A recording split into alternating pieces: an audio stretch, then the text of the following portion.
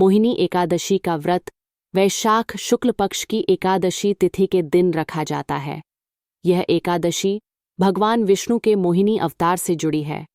मान्यता है कि इस दिन व्रत और कथा श्रवण करने से व्यक्ति को सभी पापों से मुक्ति मिलती है और अंत में मोक्ष की प्राप्ति होती है। पुराणों के अनुसार समुद्र मंथन के समय जब असुर अमृत कलश को लेकर चले गए थे, तब भगवान विष्णु ने मोहिनी रूप धारण कर असुरों को मोहित कर दिया था और देवताओं को अमृत का पान कराया। इसी उपलक्ष्य में यह एकादशी मोहिनी एकादशी कहलाती है। यह व्रत विशेष रूप से मोह, माया और सांसारिक बंधनों से मुक्ति दिलाने वाला माना जाता है। जो व्यक्ति श्रद्धा और नियम से इस व्रत को करता है, वह अपने जीवन में सुख, शांति, समृद्धि और पुण्य प्राप्त करता है। इसके अलावा मोहिनी एकादशी का यह पावन व्रत समस्त पापों का नाश करके मनुष्य को पितृदोष और अन्य ग्रह दोषों से भी मुक्ति प्रदान करता है। शास्त्रों में कहा गया है कि मोहिनी एकादशी का व्रत करने से मनुष्य को वैसे ही पुण्य प्राप्ति होती है जैसे हजारों वर्षों तक यज्ञ और दान करने से होती है। यह व्रत भोग और मोक्ष दोनों प्रदान करने वाला है। हर साल वैशाख शुक्ल द्वादशी को परशुराम द्वादशी भी मनाई जाती है। प्रिय श्रोताओं, आज आप सभी सुनेंगे मोहिनी एकादशी की संपूर्ण कथा, परशुराम द्वादशी की कथा और तुलसी माता की कथा। क्योंकि भगवान को तुलसी जी अत्यंत प्रिय हैं। श्रद्धा से जो मनुष्य एकादशी के दिन तुलसी माता की पूजा करके कथा का श्रवण करता है, उस पर सदैव मां तुलसी और भगवान विष्णु की कृपा बनी रहती है।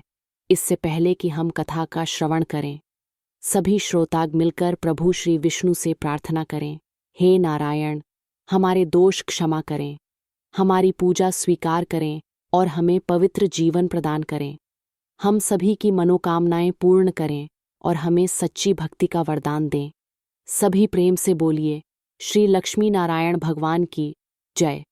प्राचीन काल में सरस्वती नदी के तट पर असीमगढ़ नाम की एक रमणीय नगरी बसती थी, जहां चारों ओर हरियाली और शांति का साम्राज्य था। इस नगरी में द्वितीमान नाम का एक राजा शासन करता था, जिसकी प्रजा उसकी निष्पक्षता और दयालुता की कायल थी। उसी नगरी में धनपाल नाम का एक वैश्य भी रहता था, जिसके पास धन की कोई कमी नहीं थी, पर उसका मन धन से कहीं अधिक धर्म में रमता था। वह भगवान नारायण का अनन्य भक्त था और अपनी संपत्ति का उपयोग जन कल्याण में करता था। उसने नगर में भूखों के लिए भोजनालय खुलवाए, प्यासों के लिए प्याऊ बनवाए और राहगीरों की सुविधा के लिए कुएं, तालाब और धर्मशालाएं बनवाईं। सड़कों के किनारे उसने आम, जामुन, केले और नीम के पेड़ लगवाए ताकि आने जाने वाले छाया में विश्राम कर सकें और फल तोड़कर अपनी भूख मिटा सकें। धनपाल के 5 पुत्र थे, लेकिन उनमें सबसे बड़ा पुत्र ऐसा था जिसका नाम सुनते ही लोग मुंह फेर लेते थे। वह दुराचारों में डूबा हुआ था। वेश्याओं की संगति, जुआ, शराब और मांसाहार उसकी दिनचर्या बन चुके थे। न देवताओं का भय, न पितरों का सम्मान। वह अपने पिता की मेहनत की कमाई को व्यसनों में उड़ाता था। परिवार ने उसे बार बार समझाया, सही रास्ते पर लाने की कोशिश की, पर वह टस से मस न हुआ। आखिरकार धनपाल का धैर्य जवाब दे गया। दुखी मन से परिवार ने उसे घर से निकाल दिया और उसकी हरकतों की निंदा करने लगे। घर से बेदखल होने के बाद वह अपने गहने और कीमती कपड़े बेचकर गुजारा करने लगा। लेकिन जब यह धन भी खत्म हो गया, तो उसके तथाकथित दोस्त और वेश्याएं भी उससे मुंह मोड़ गए। भूख और प्यास से तड़पता हुआ उसने चोरी का रास्ता चुना। रात के अंधेरे में वह घरों में सेंध लगाता और जो मिलता उसे बेचकर अपना पेट भरता। एक दिन वह पकड़ा गया, पर सिपाही उसे धनपाल का बेटा जानकर छोड़ गए। मगर दूसरी बार जब वह फिर चोरी करते पकड़ा गया, तो सिपाहियों ने उसे राजा के सामने पेश किया। राजा ने उसकी करतूतें सुनी और उसे कारागार में डाल दिया। वहां उसे कठोर सजा दी गई। ठंडी रातों में भूखा प्यासा रखा गया और अंत में उसे नगर से निकालने का हुक्म सुना दिया गया। मजबूरी में उसे नगरी छोड़नी पड़ी। अब वह जंगल में भटकने लगा, जहां वह बेजुबान जानवरों को मारकर उनका कच्चा मांस खाता और धनुष बाण से शिकार करके अपनी भूख मिटाता। वह एक बहेलिया बन गया था, जिसके हाथ खून से रंगे थे और मन पाप से भरा था। एक दिन भूख से व्याकुल और प्यास से तड़पता हुआ वह जंगल में भोजन की तलाश में निकला। भटकते भटकते वह कौंडिन्य मुनि के आश्रम जा पहुंचा। उस समय वैशाख का महीना था और मुनि गंगा स्नान करके लौटे थे। उनके गीले वस्त्रों से पानी की कुछ बूंदें उस पापी पर गिरीं और मानो उसकी आत्मा में एक हल्की सी चेतना जागी। वह मुनि के पास गया, हाथ जोड़े और कांपती आवाज में बोला, हे ऋषिवर, मैंने अपने जीवन में अनगिनत पाप किए हैं। मेरा मन और कर्म दोनों अंधेरे में डूबे हैं। कृपा करके मुझे कोई ऐसा उपाय बताए जो साधारण हो, जिसमें धन न लगे और जो मुझे मेरे पापों से मुक्त कर दे। मुनि ने उसकी ओर करुणा भरी नजरों से देखा और कहा, सुन पुत्र, वैशाख मास के शुक्ल पक्ष में आने वाली मोहिनी एकादशी का व्रत कर। ये व्रत इतना शक्तिशाली है कि इसके प्रभाव से तेरे सारे पाप धुल जाएंगे। ये सुनकर उसका मन आशा से भर गया। उसने मुनि की बताई विधि से व्रत किया, सारा दिन उपवास रखा, रात भर भगवान विष्णु का नाम जपा और अगले दिन सूर्योदय के साथ व्रत खोला। वशिष्ठ मुनि कहते हैं, हे राम, इस व्रत की महिमा से उसके सारे पाप नष्ट हो गए। अंत में वह गरुड़ पर सवार होकर विष्णु लोक पहुंचा। एकादशी का व्रत दुनिया में सबसे उत्तम है। इसके श्रवण और पाठ से ऐसा पुण्य मिलता है जो 1000 गायों के दान के बराबर है। यह कथा सिखाती है कि संतों की संगति जीवन को बदल सकती है, जबकि दुष्टों का साथ नरक की ओर ले जाता है। अब सुनिए मोहिनी अवतार की रोचक कथा। जब भी देवताओं या मनुष्यों पर संकट आया, भगवान ने किसी न किसी रूप में उनकी रक्षा की। एक बार ऐसा ही संकट देवताओं पर मंडराया, जब समुद्र मंथन के दौरान अमृत प्रकट हुआ। देवताओं और असुरों ने मिलकर समुद्र को मथना शुरू किया था। मंदिर पर्वत को मथानी और वासुकी नाग को रस्सी बनाकर दोनों पक्षों ने दिन रात मेहनत की। समुद्र से पहले हलाहल विष निकला, जिसे शिव ने पी लिया।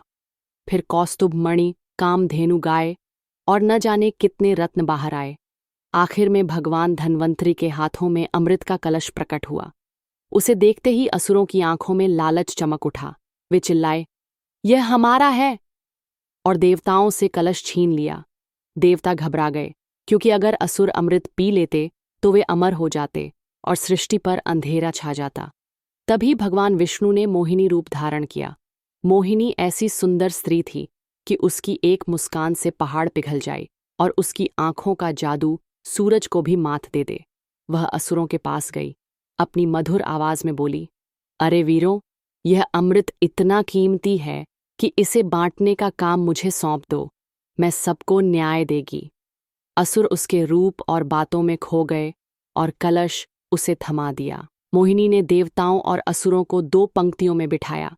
वह हंसती मुस्कुराती देवताओं को अमृत पिलाने लगी, जबकि असुरों को अपनी बातों में उलझाए रखा। तुम कितने शक्तिशाली हो, वह कहती, और असुर मूर्खों की तरह इठलाते रहे। लेकिन एक चालाक दानव को शक हुआ। उसने देवता का वेश बनाया और चुपके से अमृत पी लिया। सूर्य और चंद्र ने उसे देख लिया और विष्णु को बता दिया। मोहिनी ने पलक झपकते ही सुदर्शन चक्र चलाया। दानव का सिर और धड़ अलग हो गए, पर अमृत के प्रभाव से वह मरा नहीं। उसके 2 टुकड़े राहु और केतु बन गए, जो आज भी ग्रहण के पीछे छिपे हैं। इस तरह मोहिनी ने देवताओं को अमृता दी और सृष्टि को बचाया। यह घटना वैशाख शुक्ल एकादशी को हुई, इसलिए इसे मोहिनी एकादशी कहते हैं। एक दूसरी कथा में भस्मासुर नाम का राक्षस था, जिसने भगवान शिव को अपनी तपस्या से प्रसन्न किया। उसने वरदान मांगा, जिसके सिर पर मैं हाथ रखूं वह भस्म हो जाए। शिव ने वर दे दिया, पर भस्मासुर ने मूर्खता में शिव पर ही हाथ उठाया। शिव डर कर भागे और भस्मासुर उनका पीछा करने लगा। तब विष्णु मोहिनी बनकर आए। उसने भस्मासुर से कहा, तुम इतने बलवान हो, मेरे साथ नृत्य करो। भस्मासुर उसके सौंदर्य में खो गया और नाचने लगा। मोहिनी ने नृत्य में ऐसा मुद्रा बनाई कि उसने अपने सिर पर हाथ रखा। भस्मासुर ने भी वही किया और पल में भस्म हो गया। इस तरह मोहिनी ने शिव की रक्षा की। अब परशुराम की कथा सुनिए। वैशाख शुक्ल द्वादशी को परशुराम द्वादशी मनाई जाती है। धरती पर अधर्म बढ़ने पर माता पृथ्वी ने विष्णु से प्रार्थना की। तब अक्षय तृतीया को आर्षि जमदग्नि और रेणुका के यहाँ परशुराम का जन्म हुआ। उन्होंने शिव की तपस्या की और परशु नामक दिव्य हथियार प्राप्त किया। उस समय सहस्त्रार्जुन नाम का क्षत्रिय राजा था, जो अहंकार में डूबा था। उसने जमदग्नि की कामधेनु गाय को देखा और लालच में उसे छीन लिया। परशुराम ने उसे युद्ध में हराया और मार डाला। बाद में सहस्त्रार्जुन के बेटों ने जमदग्नि की हत्या कर दी। रेणुका ने भी पति की चिता में प्राण त्याग दिए। क्रोधित परशुराम ने 21 बार क्षत्रियों का नाश किया। वे आज भी चिरंजीवी हैं और भक्तों की मनोकामनाएं पूरी करते हैं। अंत में तुलसी माता की कथा। एक लड़की थी जो रोज तुलसी की पूजा के बाद ही भोजन करती थी।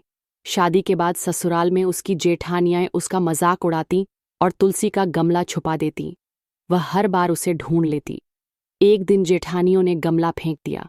लड़की उदास हो गई और भूखी रह गई। उसकी भक्ति से तुलसी माता प्रसन्न हुई और उसके बिस्तर के चारों कोनों पर गमले प्रकट कर दिए। यह देख जेठानियां शर्मिंदा हुईं और माफी मांगी। फिर सभी ने मिलकर पूजा शुरू की और घर में सुख शांति छा गई। हे तुलसी माता, जैसी निर्मल बुद्धि आपने जेठानियों को दी और जैसे उन सब के घर में सुख समृद्धि के भंडार भरे, वैसे ही इस कथा को कहने और सुनने वाले सभी भक्तों के घर भरना। प्रेम से बोलिए तुलसी माता की जय।